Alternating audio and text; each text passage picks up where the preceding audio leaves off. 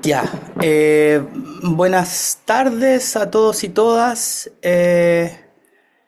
Me presento, yo soy Cristian Salas, soy el encargado de extensión de la Sociedad Chilena de Neuropsicología Clínica y en nombre de la sociedad y también de CINER Latinoamérica, que vamos a explicarle un poquito también qué es lo que es. Les damos a todos y todas la bienvenida a esta charla sobre rehabilitación, estimulación y entrenamiento desde una visión holista de la neuropsicología con Mauricio Molinari. Les voy a pedir, si es posible, a quienes asisten hoy día, que por favor, quienes pueden, prendan sus cámaras. Es extremadamente más interesante y fácil para los presentadores poder hablar, ¿cierto? Cuando podemos dialogar con rostros, así que quienes puedan, por favor, prendan su cámara y eso se los vamos a agradecer. Ya. Eh, entonces les presento a nuestro invitado hoy día. Eh, Nuestro invitado hoy día es Mauricio Molinari.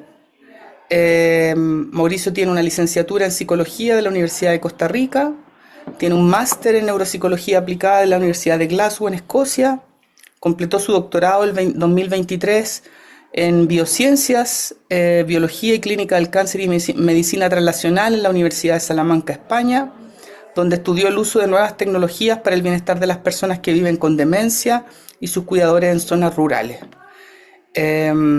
Actualmente es investigador asociado del Instituto de Estudios Interdisciplinarios de la Niñez y Adolescencia de la Universidad Nacional de Costa Rica y profesor interino de la Escuela de Psicología de la Universidad de Costa Rica y también es profesional clínico.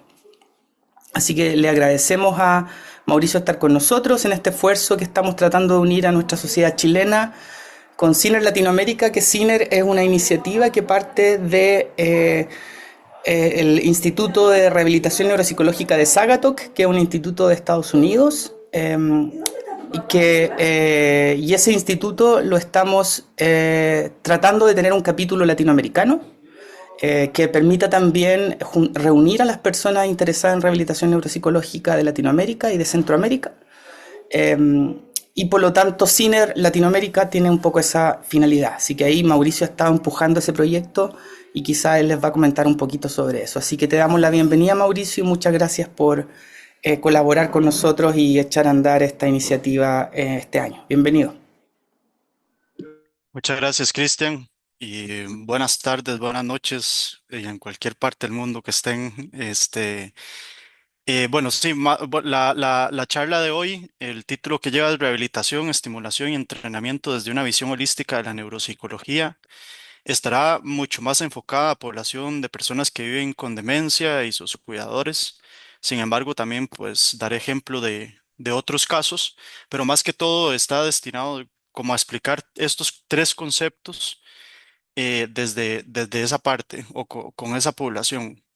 Y pues uno de los objetivos es reforzar esta colaboración que estamos haciendo entre Cine Latinoamérica y la sociedad chilena, como bien lo explicó Cristian.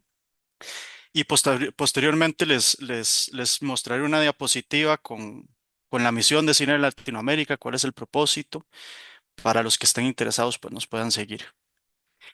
Bueno, esta charla, como bien plantea, ¿verdad? Es desde una visión holística y como todas áreas o campos de estudio y de la ciencia y ciencias sociales y demás, creo que hay visiones, ¿verdad? Un poco distintas, pero yo trataré de enfocarme en esta visión holística y diferenciar entre estos tres conceptos de rehabilitación, estimulación y entrenamiento que muchas veces se confunden, que no son lo mismo y que algunos forman parte de otro concepto más general.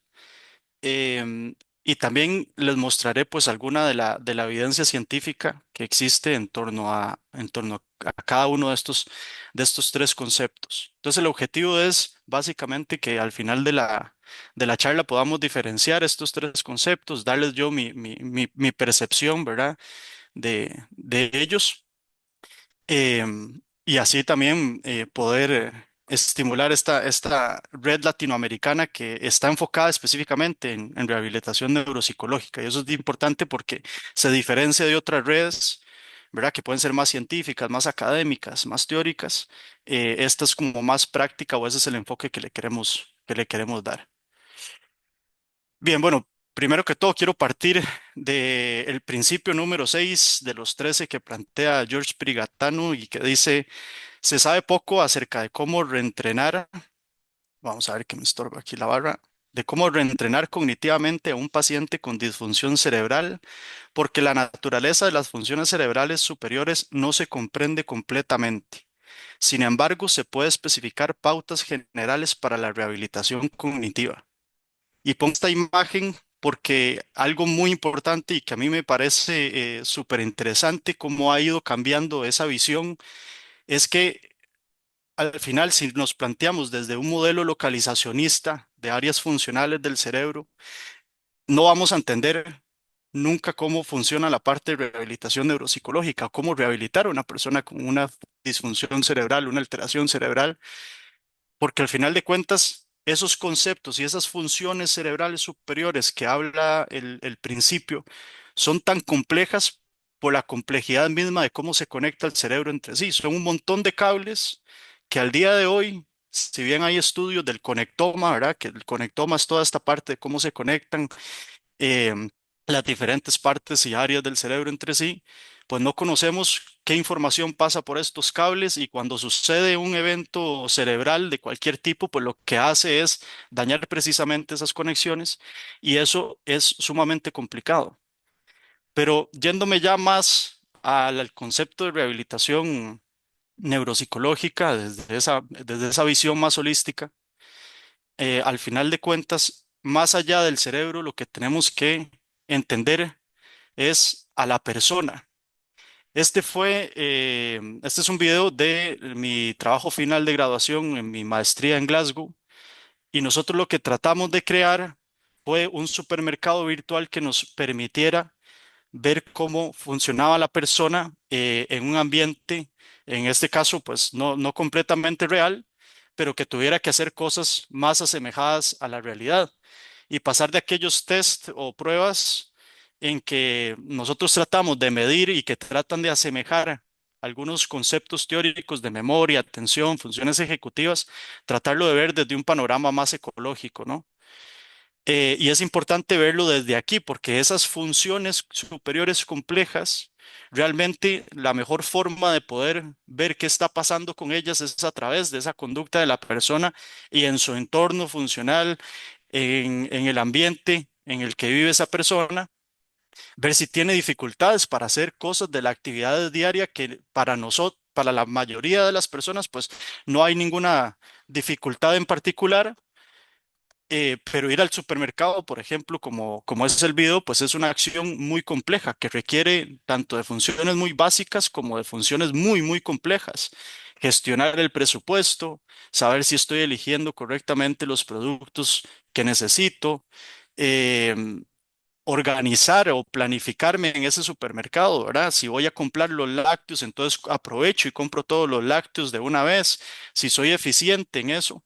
Yo soy pésimo para ir al supermercado porque voy por los lácteos, después voy por la carne y me acordé que tenía aquí por el queso. Entonces, ¿verdad? Una desorganización, digamos, que podría ser mucho más eficiente. Entonces, ver todas esas características es muy importante. Y desde ahí, viendo a la persona, ¿verdad? Como tal, es donde, y conocer a esa persona, cómo se desarrolla en su contexto, creo que es donde parte un poco esta visión.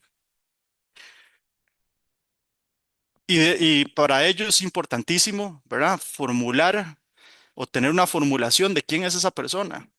Más allá de los aspectos cognitivos, hay muchísimos aspectos que es lo que trata de tener esta, ¿verdad? O de describir este marco de, de formulación de esa persona que estamos atendiendo. ¿Esa persona quién es? ¿Cómo se identifica esa persona? ¿Cuál es su identidad de género? Ahora que es un tema muy muy relevante en estos momentos. ¿Cuáles son sus gustos? Quién era esa persona o cómo se identificaba esa persona previo a la lesión? ¿Cómo se identifica esa persona ahora que ha sufrido cambios en su vida? ¿Cuál fue su desarrollo en la infancia, en la adolescencia? ¿Tuvo dificultades a la hora de nacer? ¿Cómo es su entorno psicosocial? ¿Vive en un área donde puede socializar o, por ejemplo, vive en un área rural donde difícilmente pueda acceder a grupos sociales para intercambiar entre ellos? Pero al vivir en un entorno rural hay una parte naturaleza y más campo para poder ir a caminar y hacer una serie de estrategias, hacer el jardín y demás. Entender todos esos aspectos son fundamentales y van más allá de la cognición, porque yo creo que una de las situaciones y a mí me pasó al empezar a adentrarme en la parte de neuropsicología, es que me centraba mucho en esa parte cognitiva. ¡Ay, qué bueno! Vamos a hacer estrategias espectaculares para la parte de memoria, de funciones ejecutivas y demás, pero eso es una pequeña parte, un dominio importantísimo, pero pequeño de lo que es toda la complejidad de esa persona que estamos atendiendo. Entonces, esta formulación a mí me parece muy interesante porque me permite resumir, ¿verdad?, en un esquema y tener claro quién es esa persona que yo estoy atendiendo. Y normalmente lo hacemos pues a través de la entrevista, que es una herramienta fundamental. ¿Cómo yo veo estos conceptos? Pues yo básicamente estos conceptos los veo de esta manera, ¿no? Hay un gran círculo que es la rehabilitación neuropsicológica y dentro de esa rehabilitación neuropsicológica, pues podemos hablar de estimulación cognitiva, de entrenamiento cognitivo e incluso de rehabilitación cognitiva, que muchas veces se pone o es un concepto, digamos, que lo ponen a veces en similitud del concepto de rehabilitación neuropsicológica y que es parte de en lo que me voy a adentrar ahora. Entonces, el objetivo a partir de ahora es que voy a ir hablando de cada uno de estos conceptos, voy a dar una descripción del concepto, voy a mostrar alguna de la evidencia científica que hay en relación a los resultados, ¿verdad?, de estos procesos. em, y, y bueno, esa va a ser más o menos la estructura.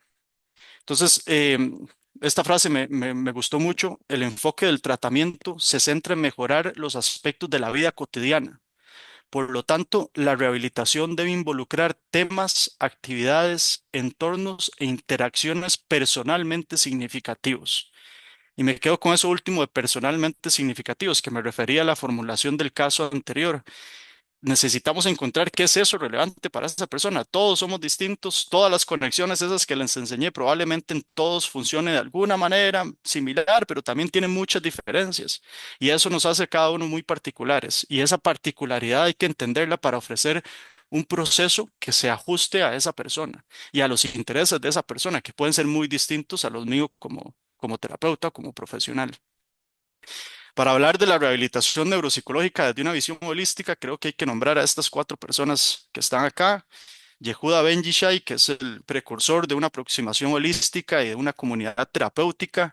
George Prigatano, que cuenta con un programa holístico en el Barrows Neurological Institute en Estados Unidos. Oliver Sandwill, que se considera el padre de la neuropsicología británica.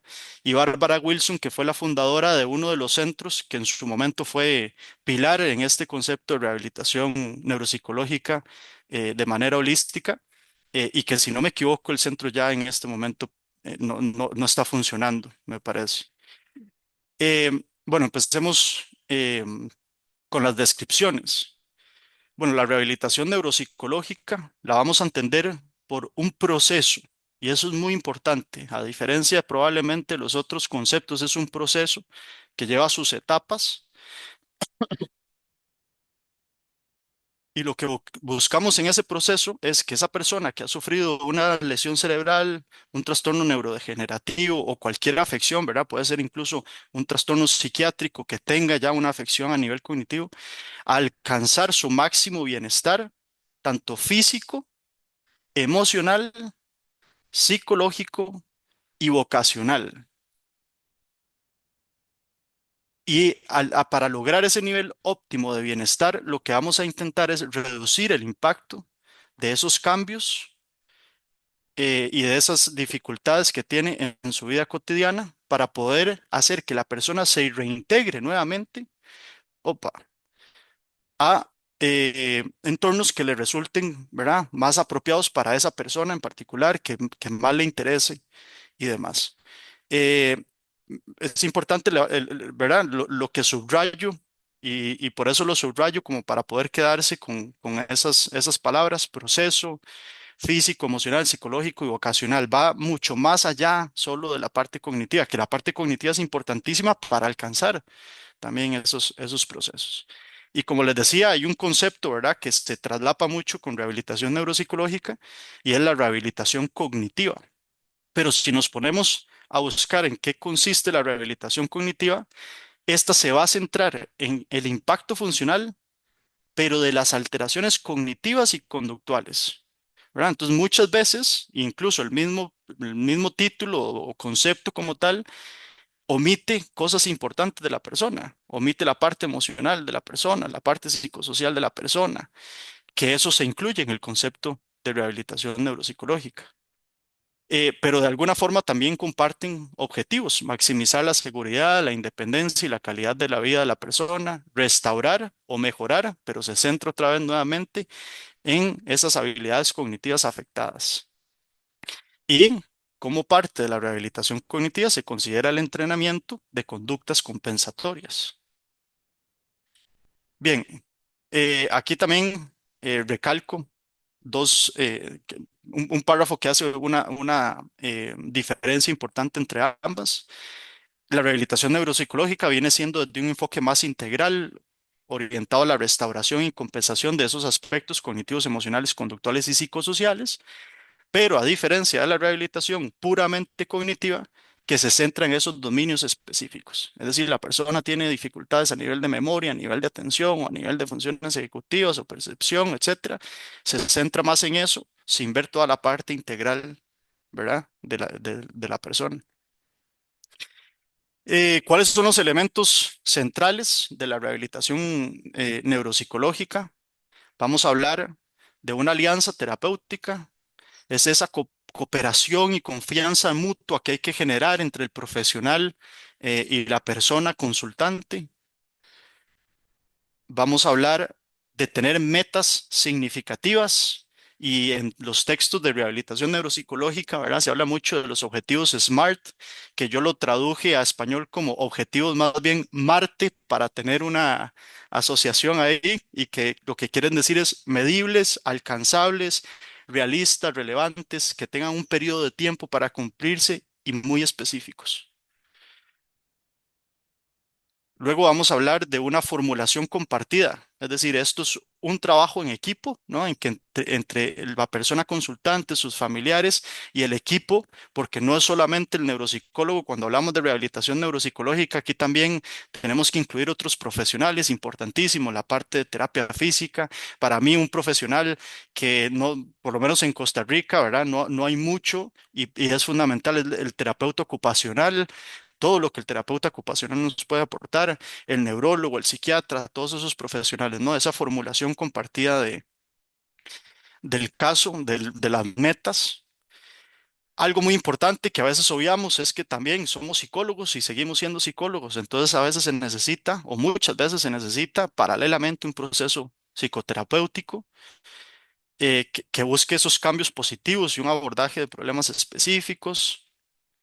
Y claramente ya nos adentramos un poco más a la parte, ¿verdad?, cognitiva, de generar estrategias compensatorias, reentrenamiento, generar nuevos hábitos con esas estrategias para que la persona pueda compensar, ¿verdad?, las alteraciones después de la lesión cerebral. Y una parte interesantísima, importantísima, y que no podemos dejar de obviar, es la familia o las personas cuidadoras de la persona consultante.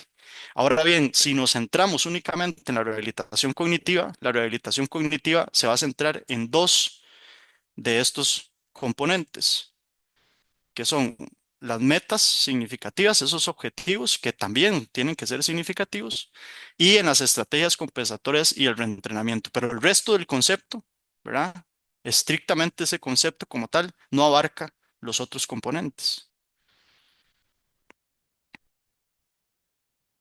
Cuando hablamos del proceso de rehabilitación neuropsicológica, empezamos con una evaluación, pero aquí yo voy a tratar de hacerlo como un proceso, ¿verdad? De etapas, pero muchas veces esas etapas a veces se empiezan a traslapar entre sí, pero más o menos para dar una idea. Y evaluar no es una cuestión de evaluar para ayudar a un diagnóstico, no es una cuestión de evaluar para sacar el perfil cognitivo y decírselo a la persona y ya basta, sino esa evaluación además debería ir enfocada, pensada en ese proceso de rehabilitación. Es decir, que vamos a identificar en esa evaluación que nos va a permitir a nosotros poder trabajar con esa persona para alcanzar esos objetivos y ese bienestar, ¿verdad? Que es el propósito de la evaluación. Esa evaluación nos va a llevar a nosotros a un proceso de psicoeducación, ¿verdad? Un concepto muy importante en el que lo que se busca es que la persona comprenda qué fue lo que sucedió, porque muchas veces el médico, ¿verdad? Llega, les da la información, pero se fueron y no entendieron por qué, no entienden bien qué les pasa. Nosotros tenemos que tener cierta noción de los aspectos neurológicos para poder explicarle a la persona y a sus familiares qué fue lo que pasó y por qué esos cambios se están dando a partir de esas alteraciones. Y también iniciar un proceso de aceptación, ¿verdad? De esto me pasó a mí y qué significa esto para mí. Posteriormente, hablaríamos de empezar sobre la adquisición, es decir, que la persona se pueda orientar al problema, que sea consciente de esas dificultades que tiene, porque en muchos momentos, ¿verdad? Y en muchas, en distintas lesiones cerebrales o trastornos neurodegenerativos, a veces la persona no es consciente tampoco de esas dificultades o no se está dando cuenta de esas alteraciones.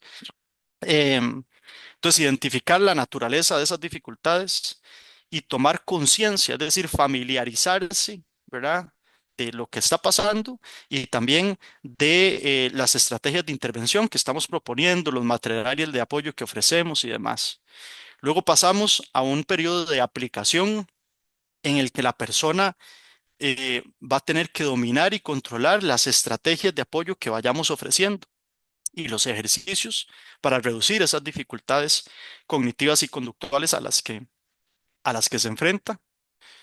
Posteriormente, un proceso de adaptación, que ya ese proceso lo que va a hacer es que la persona generalice la aplicación de esas estrategias a su vida cotidiana, pero no solo a sus actividades básicas o instrumentales, sino también pensando en, ok, si la persona puede y es uno de sus objetivos, una reinserción laboral, una reinserción académica o volver a estudiar algo, ¿cómo generalizo yo esas estrategias para volver a hacer esas actividades? Y algo paralelo e importantísimo es que a lo largo de todo este proceso nosotros tenemos que ir trabajando sobre la aceptación y la identidad de esa persona. Muchas veces al pasar por una situación de estas, la identidad cambia totalmente. Em, Les voy a dar ahora un ejemplo de una persona consultante em, ¿verdad? Que esa identidad se vio muy, muy afectada luego de esa lesión. Eh, y, y cuando hablamos de esa identidad, también tenemos que pensar en un proceso paralelo psicoterapéutico, ¿verdad? De abarcar todas estas partes emocionales o incluso hacer sesiones familiares, porque, ¿verdad? La dinámica familiar cambia. Entonces, al final es un concepto que abarca mucho y muy complejo eh, en búsqueda de los objetivos que pretende. Este es una imagen de una persona con un accidente cerebrovascular que recibí casi que un año después de la lesión y esta es la forma en que se identificó ella. Ella se dibujó de esa manera y bueno, subrayo la parte de arriba en la que dice yo me siento tonta y da una descripción, ¿verdad? De cómo se percibe ella. Si ven, mi mamá está aquí conmigo, entonces a veces sale por atrás de la cámara. Y luego de trabajar un poco sobre esa identidad que como pueden ver se percibe de manera muy negativa, la persona estaba deprimida, ansiosa por todos los cambios, ¿verdad? Especialmente sus dificultades en escritura, eh, su lenguaje pausado a la hora de comunicarse. dejó de trabajar, ya no tiene ingresos. Ella siempre se consideró, y académicamente fue una persona muy capaz, pero luego va a la feria del agricultor, le llamamos aquí en Costa Rica, ¿no? A ir a comprar verduras y demás, y no puede hacer un pago o una operación simple para poder comprar. Y luego de trabajar eso, me parece muy interesante que se percibe luego de esta manera, a pesar de que sigue teniendo, ¿verdad? Algunas alteraciones cognitivas, incluso el dibujo cambia completamente, un dibujo mucho más detallado. Ya eso no es tan científico, pero a mí por lo menos me transmite mucho la forma de autopercibirse, ¿verdad? En el dibujo, que es muy distinto al anterior, y con un lenguaje mucho más positivo, ¿no? Entonces, eso es importante, ¿no? Trabajar sobre esa identidad. Y luego, pues este es un plan ya más característico de metas específicas, cognitivas, de estrategias cognitivas específicas, como el detenerse y pensar para actuar. ¿Cuál era el objetivo en este plan? Pues era, ¿verdad? Hacer una receta para los familiares, que eso implica un montón de procesos, ir a comprar los ingredientes y demás. Bien, algunas, ¿verdad? Bueno, muchos de los artículos que yo les presento son metaanálisis. Metaanálisis es recopilar un montón de información de diferentes artículos y poder determinar cuál fue el efecto de ese proceso, de esa terapia, de esa intervención. Y Cochrane Library es una de las bases de datos, digamos, más importantes que reúne esa literatura.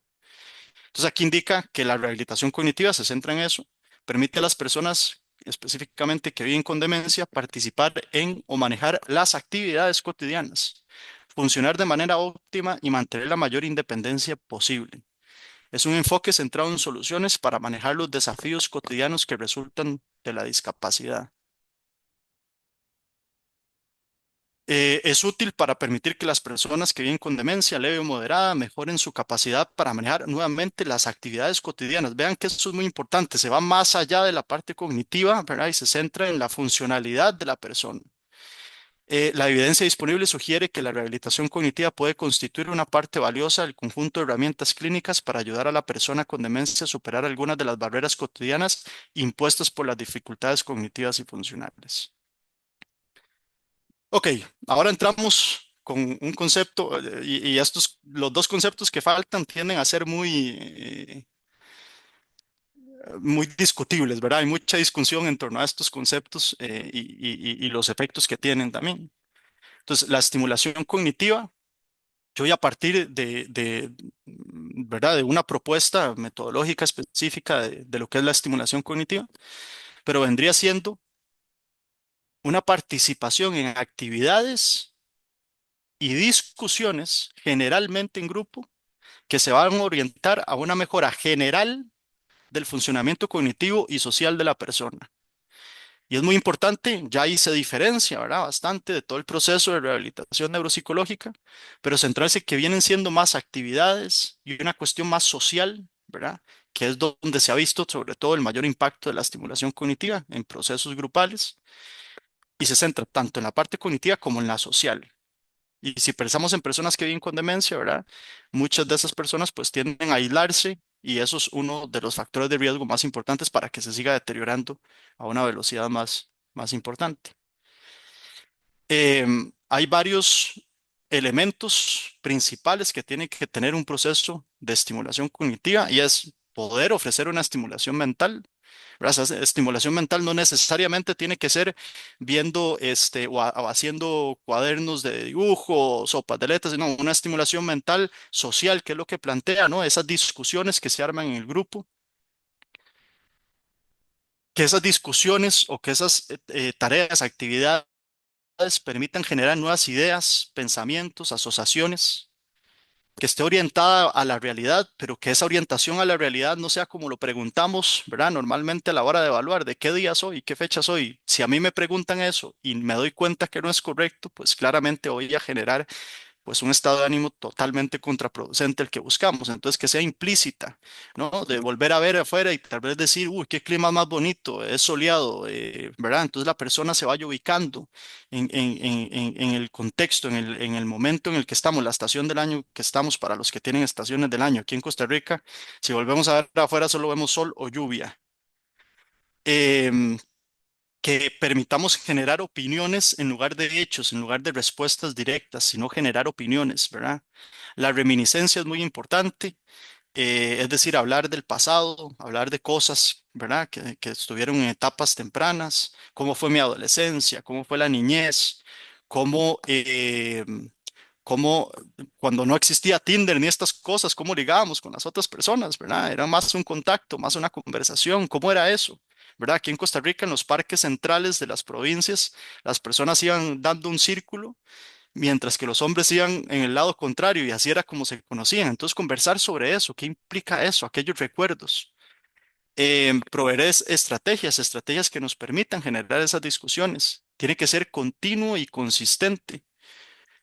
Em, ya lo hablé, ¿verdad? Que sea un aprendizaje más implícito, no explícito. Estimular el lenguaje, las funciones ejecutivas, que sea centrado en la persona. Para ello, si es grupal, necesitamos conocer a cada una de ellas, que se rija por respeto, involucrar a la persona en esas actividades, incluso preguntarles qué les gustaría hacer y que tengan la elección de participar o no de esas actividades, porque si a mí me ponen un bingo, un karaoke, tal vez no quiera participar de eso porque no me gusta y no es lo mío, ¿verdad? Entonces también que sea una elección personal, que sean divertidas, que busquen maximizar el potencial de las personas y crear y fortalecer relaciones.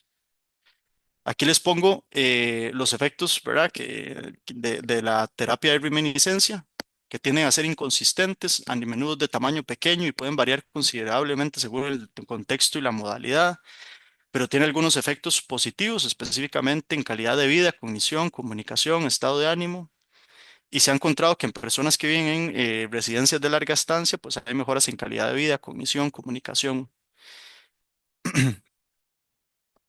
Específicamente la estimulación cognitiva, se ven beneficios cognitivos pequeños y a corto plazo en personas que viven con demencia leve a moderada.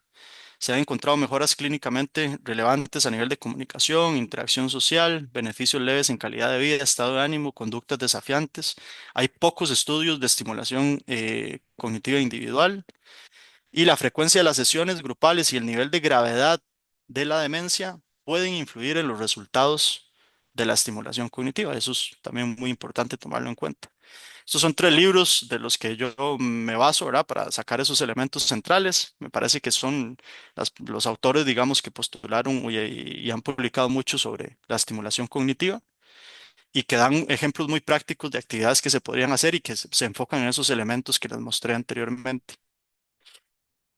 Este es un programa que estudié yo que se implementó en Países Bajos, creo que desde 1992 por Rosemary Droz, ella es una psiquiatra, y que lo meto en la parte de estimulación cognitiva porque me parece que empieza a enfocarse más a una visión un poco más holística, ¿verdad? También. Y es que, bueno, se ha encontrado que mejora la calidad de vida y la salud mental de las personas que viven con demencia y reduce la sobrecarga del cuidador y ha mostrado tener un mejor coste-beneficio que con otras intervenciones. Lo que genera o el programa lo que plantea es una atención combinada, una atención que es además sociocomunitaria, es decir, el centro o lo que se espera es que el centro donde las personas se reúnan sea céntrico y que permitan a esas personas que viven con demencia interactuar con el entorno alrededor, ¿verdad? Ojalá hubiese también, por ejemplo, una escuela cerca, entonces que se puedan hacer intervenciones intergeneracionales específicamente para personas que están en estadios leves a moderadamente graves. Y lo interesante es que no solo se enfoca en personas que viven con demencia, sino también en los cuidadores. Las personas con demencia van a participar en actividades estructuradas basadas en terapia psicomotriz, estimulación cognitiva, mientras que los cuidadores informales se les va a ofrecer psicoeducación y apoyo emocional entre pares, es decir, un grupo de cuidadores. Em, y también ofrece reuniones y actividades sociales en conjunto y normalmente se hace 3 días a la semana. Ahí pueden, ¿verdad?, escanear el código para ir a la página directa de ellos. Y por último, vamos a hablar de entrenamiento cognitivo, que es una de las cuestiones para mí más discutidas a nivel de evidencia científica, ¿verdad? Y qué es lo que propone ese entrenamiento y qué beneficios genera. El entrenamiento cognitivo, vamos a hablar de tareas estandarizadas. Aquí nos salimos un poco, ¿verdad? de esas tareas centradas específicamente en la persona, sino tareas estandarizadas, es decir, que le damos a todo el mundo, que reflejan funciones cognitivas específicas. Y eso otra vez es una diferencia importante, ¿verdad? Ya nos estamos entrando en cosas más, vamos a tratar de modelar una tarea de memoria, una tarea de atención y demás, que normalmente se hacen sesiones individuales o grupales y que pueden ser ejercicios de papel y lápiz o computarizados. En este momento existen un montón de programas, softwares, muchísimos, todos tienen acceso. Cuando recibe uno una persona que vive con demencia, sus familiares llegan, ¿verdad? Y le dicen a uno que si sirve el Lumosity, que si sirve tal cosa, que están jugando tal otra, ¿verdad? Y que qué efectos tiene eso. O muchas veces en los centros o residencias de larga estancia se siguen haciendo cosas, ¿verdad? Estandarizadas como sopas de letras, crucigramas, o las personas piensan que el estar haciendo sudokus tiene un beneficio posterior para no tener el deterioro cognitivo.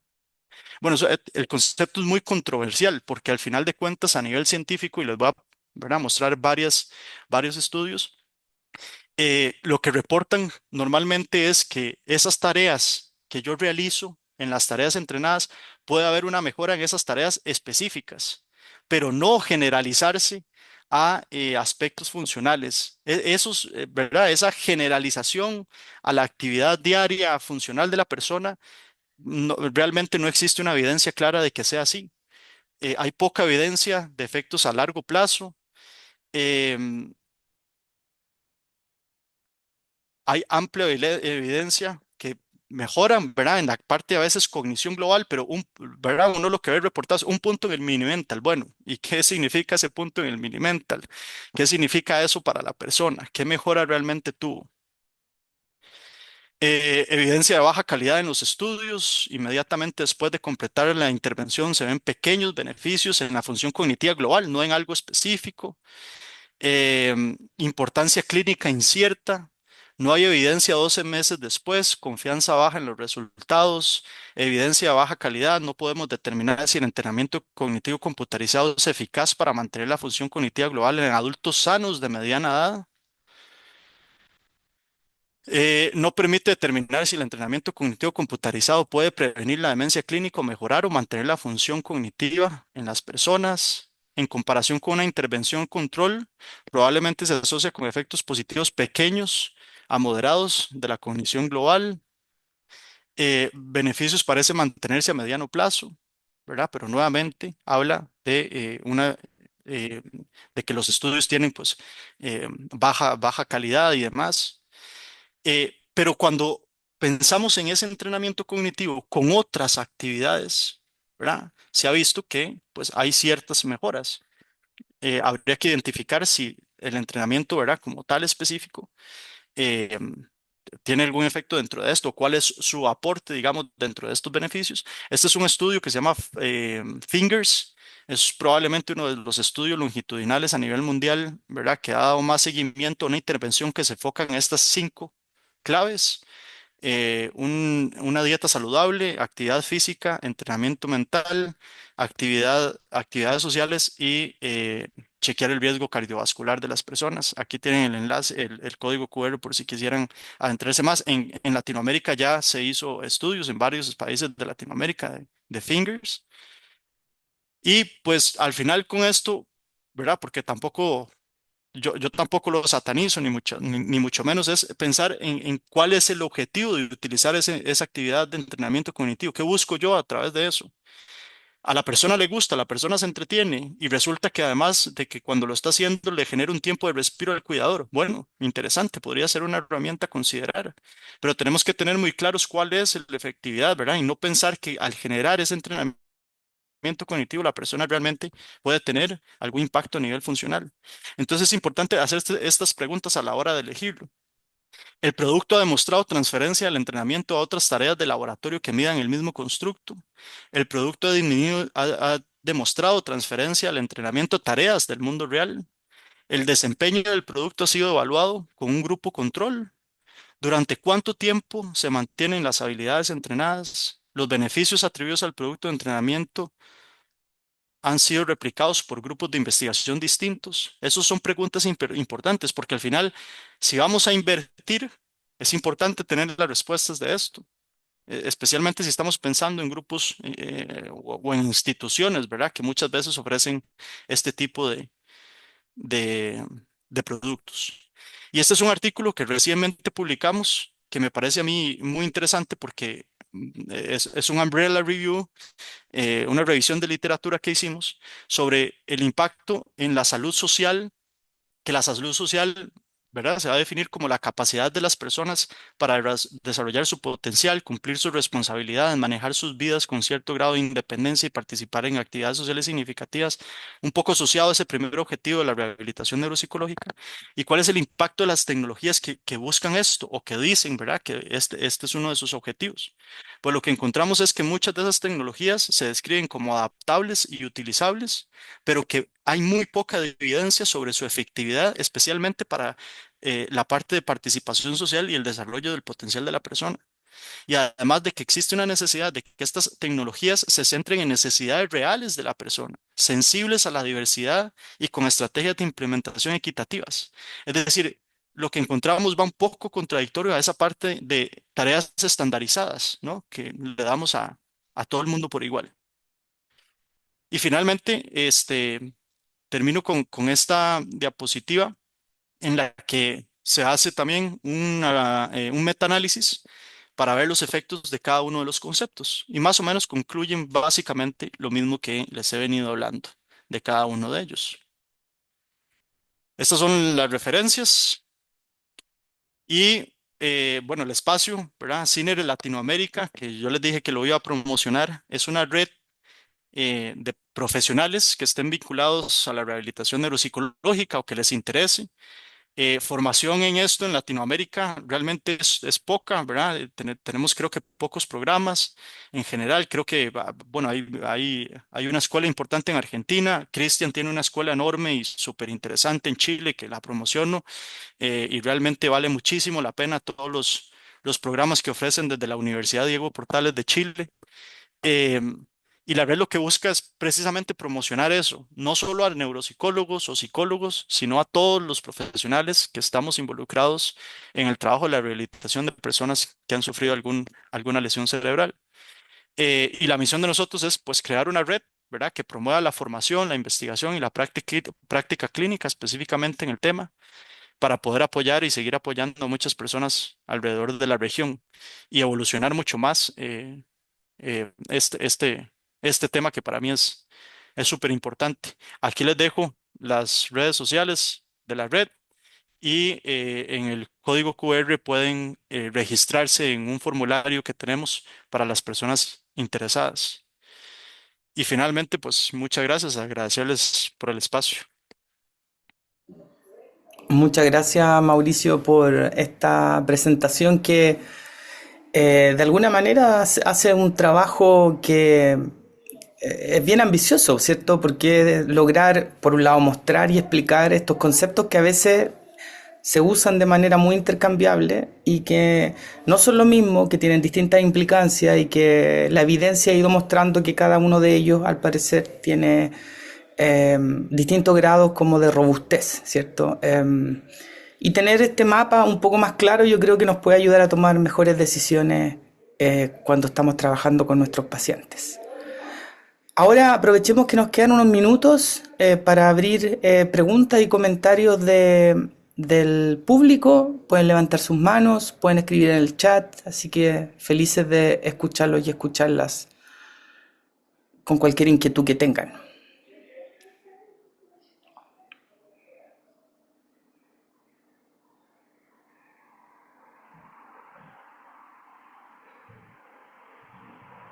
Sin ser tímidos o tímidas.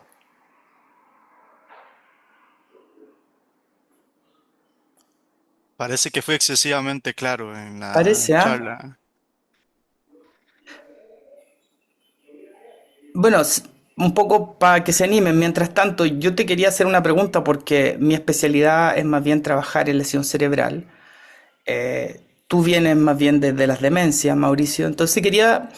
En Chile tenemos este problema donde los profesionales a veces cuando escuchan la idea de que las personas con demencia pueden beneficiarse de la rehabilitación neuropsicológica, Muchas veces los profesionales de la salud sienten que ahí hay algo que no tiene mucha lógica, que la rehabilitación como que sería algo como análogo a la rehabilitación física, que le devuelve a las personas como un nivel de funcionamiento. Y hay algo de cómo entienden el concepto que de alguna manera los hace medio reticentes a pensarlo o a usarlo. Yo no sé si ustedes por allá tienen experiencias similares, no sé si tú has tenido esa experiencia como de resistencia de usar este concepto de rehabilitación en demencias. Bueno, aquí lo que más se trabaja, ¿verdad? Es directamente se habla de una estimulación cognitiva o de un entrenamiento cognitivo y se queda ahí, ¿verdad? Se limita a esos dos conceptos. Hacer más cuestiones grupales, que vayan a hacer actividades, a ponerles estos softwares de tablets y demás, pero se pierde el resto del contexto, que es lo que traté de explicar de la rehabilitación neuropsicológica, ¿verdad? Y además yo creo que depende mucho de la gravedad del deterioro cognitivo. eh, para hacer una rehabilitación neuropsicológica como tal, yo creo que podría funcionar en cuestiones más leves, moderadas, ¿verdad? Donde la persona tiene una capacidad todavía de comunicación, de interactuar con el profesional. em, y ya tal vez en cuestiones muy avanzadas, pues es más complicado, ¿verdad? Yo creo que el problema de eso, Cristian, y creo que aquí también se da, pues viene más de que todo de la palabra rehabilitación y qué entendemos por rehabilitación. Y la rehabilitación que entendemos la mayoría es de una rehabilitación física, Mm. ¿verdad? De volver a esa funcionalidad de antes. Y creo que nosotros, pues, nos extendemos un poco más allá de esa rehabilitación, de volver a esa funcionalidad, sino una cuestión más de cómo la persona vuelve a tener un estado emocional, digamos, que pueda tener una mejor calidad de vida, ¿verdad? Que también para mí eso es rehabilitación, toda esa parte de identidad, de cómo ir asumiendo los cambios en su proceso de deterioro, cómo me voy enfrentando yo a esos cambios.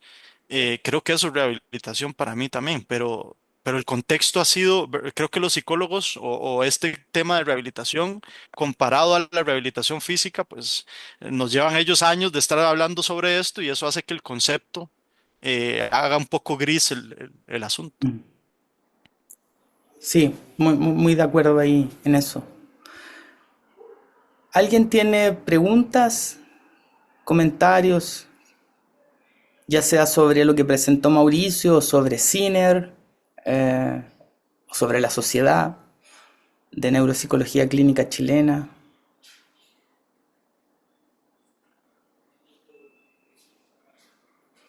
Parece que ahí pusieron en el chat. ¿Qué libros recomienda para personas que se están introduciendo en el tema? Excelente Ojo, pregunta. esa pregunta es para Christian, que es un lector nato de esto, pero yo creo que ahí depende de qué tan familiarizados estemos con el lenguaje técnico, ¿verdad? Pero creo que los libros de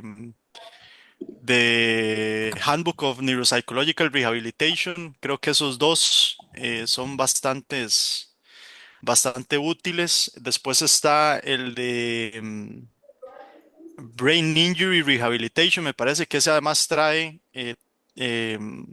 unos templates, unas figuras muy fáciles de utilizar y para entender estos conceptos, ¿verdad? Que están hechos para personas que no tienen una formación profesional en esto. Ese me gusta a mí muchísimo porque además habla, ¿verdad? De todos los componentes de atención, funciones ejecutivas, ¿verdad? Y a explicar a veces esos conceptos tan abstractos son complejos. Y creo que recientemente este colega, creo que es Alfredo García, me parece, no me acuerdo el español, sacó un libro muy interesante de rehabilitación neuropsicológica con una visión holística. Eh, entonces, ese en español, ¿verdad? Creo que podría ser bastante bueno. Yo no lo he leído, pero supongo que está basado en todos estos conceptos Sí, que ahí mencioné. yo les dejé exactamente. Mauricio comenta sobre este manual internacional que hay una versión en español, así que Ujú. es como algo que permite ver como lo vasto y grande que es la rehabilitación neuropsicológica aplicada a múltiples poblaciones infantiles, adultas, distintos tipos de demencias, lesiones cerebrales. Es súper interesante en eso. Eh, y el otro libro que me parece a mí que es más clínico y como más como para aprender una cosa un poquito más menos académica es el que Alberto García Molina sacó hace poco, que ahí también les dejé el link, que Alberto Molina es un español que ha trabajado hace mucho rato en esto y él es muy holista, como que sigue también muchos de los principios que Mauricio ha estado compartiéndole. Así que esos dos libros yo creo que en español son lo mejor que hay. Pregunta Mata, dentro de los grupos entre cuidadores, ¿qué temáticas se han abordado o cuáles medidas de autocuidado colectivo se utilizan? Uy, bueno, ese es todo un tema para una charla aparte, ¿verdad? El tema de los cuidadores. Se trabaja mucho en darse sus tiempos y sus espacios, ¿verdad? Se les llama tiempos de respiro, básicamente. Eh, una de las cosas que se ha visto más efectivas a la hora de trabajar con cuidadores son los grupos de pares. Eso es importantísimo. De hecho, cualquier intervención debería ser multicomponente, que incluya la parte de psicoeducación, entender, ¿verdad? Por lo que está pasando su familiar, eh, y tener este grupo de pares, porque a veces incluso generamos herramientas virtuales online, ¿verdad? De que van haciendo el curso, pero si no tiene ese componente humano, que incluso también se refiere no solo a la interacción entre pares, sino interacción con algún profesional de la salud, ¿verdad? Del tema, pero sobre todo el grupo de pares, porque ahí se generan, ¿verdad? Estrategias de apoyo emocional por sí solas, muy naturales, y sobre todo herramientas para cómo enfrentar, ¿verdad? Conductas desafiantes, los olvidos, etcétera. Em, entonces, para mí lo trascendental es como poder generar ese grupo de pares que al final, los que trabajamos con personas que viven con demencia, siempre hablamos de que tenemos que considerar y escuchar a los expertos por experiencia, que ahora para hacer investigación necesitas incluso, ¿verdad? Mandar el plan de investigación, el protocolo y demás a ser consultado con personas que viven con demencia, porque son ellos los que saben y básicamente los cuidadores son los que saben. Y podría darle mejores herramientas un cuidador que lleva 5 años cuidando a yo, que tal vez no he tenido la experiencia directa, ¿verdad? Con una persona que vive con demencia. Entonces yo creo que eso, ahí está una clave muy importante en los temas a trabajar con ellos. Yo ahí sí puedo extender lo que dice Mauricio de los pares. Otra línea importante de por qué los pares son importantes es porque cada vez me sorprendo más de lo aislados que están las personas con lesión cerebral o demencia. Hagan el ejercicio, pregúntenle a sus pacientes si conocen a otra persona con lesión cerebral o con demencia. La mayoría les va a decir que no. ¿Ya? Que no conocen a nadie con demencia, a nadie con lesión cerebral. Y hay algo muy psicológicamente potente que le ocurre a estas personas y es que tienen una experiencia de que dejan de ser normales, hay una pérdida de la normalidad normotípica. Y por lo tanto conocer a otros que tienen experiencias parecidas como que favorece los procesos de reconstrucción de normalidad, ¿ya? Porque eso significa de que lo que a mí me ocurre lo comparto con otros. Entonces yo diría, agregaría ahí a Mauricio de que ese es otro como lado muy terapéutico también de los pares, que es muy importante tener. Sí, sí, eso, bueno, de hecho, parte de presentar el programa de este centro de encuentro era por eso, porque lo que genera es ese espacio de, mira, hay otras personas que tienen lo mismo que yo, ¿verdad? Hablar con esa persona, sentirme identificado un poco, y darme un nuevo espacio social, porque las personas que sufren lesión cerebral o trastornos neurodegenerativos, la sociedad también las tiende a aislar por ¿verdad? Un funcionamiento más lento, sobre todo en una sociedad tan acelerada como la que tenemos ahora. Entonces, eso es importantísimo, sí, Cristian, súper. Una última pregunta que tenemos, yo creo que una buena pregunta para ir cerrando. Adis pregunta para formarse en el campo de manera profesional, ¿cuáles son las oportunidades en Chile y en Costa Rica? En Costa Rica, creo que existe una maestría en neuropsicología en una universidad que creo que es la UNIBE y que tiene una relación con la UNIR, que creo que es la de La Rioja en España. Pero yo honestamente no conozco el programa ni mucho menos. Y carreras de grado que incluyan cursos de neuropsicología específicamente, creo que solo en la Universidad de Costa Rica, un curso optativo, y en las demás no conozco honestamente que hayan cursos específicos de neuropsicología, ¿verdad? Hay de neurociencias y demás, Entonces creo que es bastante limitada en ese sentido, pero bueno, se podrían fijar en esa maestría. Y Chile le dejo a Cristian porque tiene un montón de cosas. Yo estoy ahorita siendo alumno de la estadía en perfeccionamiento en neuropsicología clínica, que lleva mucha parte de supervisión. Vemos personas consultantes y además pues lleva un curso ahí teórico de evaluación y creo que otro de rehabilitación posteriormente. Y realmente es una oportunidad muy distinta a la formación que ha sido, mi formación ha sido muy teórica y creo que esto permite un espacio clínico que es difícil de obtener muchas veces en esa formación. Sí, yo ahí comparto eso. Yo diría que hay una tendencia, sobre todo en Latinoamérica, de mucho programa academicista, como académico, que te enseñan sobre neuropsicología, ¿cierto? Patologías neurológicas, el cerebro, te muestran lo que es la rehabilitación, ¿cierto? Pero eso tiene una gran distancia a cómo se hace. Y que en el fondo tú tengas la experiencia de llevar un proceso con el aprendizaje personal, que eso tiene que ver con de seleccionar pruebas, interpretar pruebas, relacionarte con los pacientes, diseñar un programa de intervención, objetivos, etcétera. Y eso tiene que ver con algo más clínico, ¿ya? Y ahí yo diría que los programas son bastante más escasos en Sudamérica al menos. Nosotros, puedo hablar de la Sociedad de Neuropsicología Clínica, que es una sociedad que en Chile lleva ya como 4 años que agrupa a psicólogos, ya, psicólogos clínicos, que nos hemos especializado trabajando en pacientes neurológicos adultos e infantiles. Esta sociedad se armó un poquito como con el objetivo de ir como dando a conocer nuestra profesión como una especialidad, ¿cierto? Haciéndola crecer en el país. Y por ejemplo, nosotros para ser parte de la sociedad pedimos que la persona tenga o un máster en neuropsicología o en rehabilitación neuropsicológica, una formación de máster, o un equivalente de postítulo, que postítulo le llamamos en Chile, que es una formación más práctica que tiene 1 o 2 años. ¿Ya? Con eso, cualquiera de esas dos formaciones, nosotros consideramos que comparado con otros países como Estados Unidos, que es una locura, o sea, que ahí uno es casi como estudiar medicina, ¿cierto? Nosotros en Chile con eso creemos que es como lo mínimo para ser parte de la sociedad y formar parte de estas actividades de formación continua, etcétera.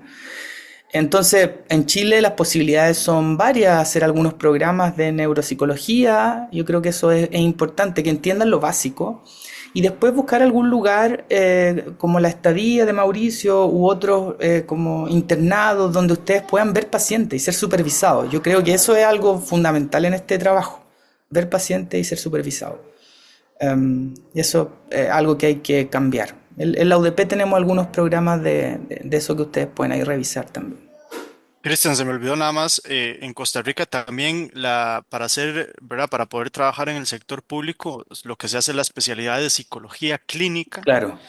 Y esa especialidad tiene algunos cursos, pero creo que lo que ven es más evaluación neuropsicológica, pero no tanto en rehabilitación, que además es un proceso que en el sistema público es difícil generar por los tiempos y demás. Pero bueno, por ahí también hay algo de formación. Bueno, espero que esta charla haya sido de su gusto. Vamos a tener más iniciativas como esta de trabajo en equipo entre CINER Latinoamérica. Únanse a CINER. CINER también va a ser como una suerte de embudo que va a tratar de transmitir a Centro y Sudamérica actividades que también ocurren en el CINER gringo, que nosotros estamos asociados al CINER gringo, que de ahí viene CINER. Eh, por ejemplo, ahí hay charlas gratis en inglés también, que quienes pueden entender inglés son con gente muy especialista. Y la Sociedad de Neuropsicología Clínica también en Chile tiene actividades todos los meses, hay al menos una actividad abierta al público sobre algún tema de neuropsicología. Por ejemplo, el próximo mes creo que vamos a hablar algo sobre evaluación neuropsicológica en época de inteligencia artificial. Entonces, los impactos que tiene la inteligencia artificial en el tema de la evaluación. Así que nada, sigan a Ciner, sigan la sociedad en redes sociales, en Instagram, en LinkedIn y eso, muchas gracias por venir hoy día y que estén muy bien. Y te dejo, Mauricio, Chao, estamos viendo. chao, chao. Chao a todos y todas.